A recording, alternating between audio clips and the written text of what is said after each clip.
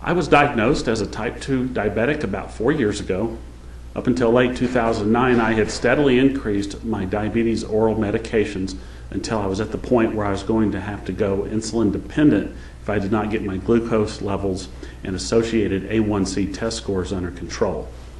I had essentially maxed out oral medication options.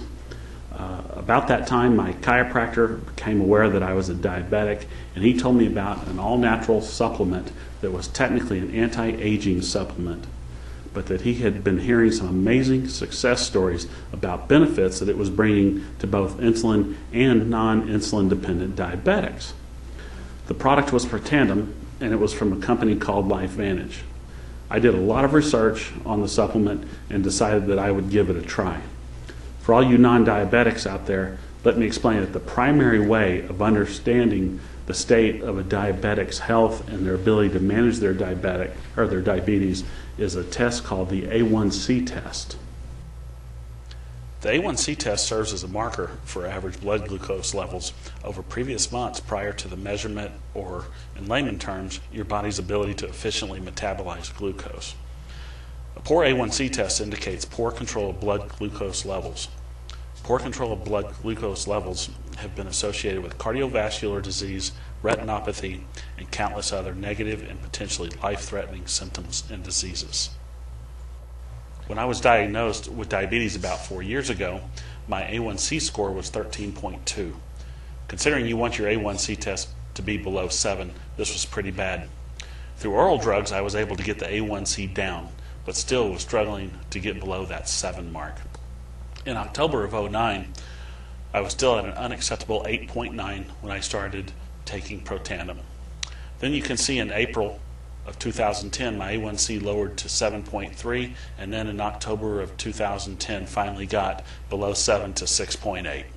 You can also see on this chart that in June of 2010, I also was able to start reducing my oral medications. This is a big win for a diabetic. There are actually two big side stories to this that are worth telling. In addition to being a diabetic, I have always fought high cholesterol levels. You can see on this chart that in April of 2010, my total cholesterol was at 225, and bad cholesterol, or LDL, was at 159. By October of 2010, my total cholesterol had gone down to a very acceptable 138, and my bad cholesterol had gone down to a respectable 77. This is a 39% reduction in total cholesterol and a 52% reduction in bad cholesterol.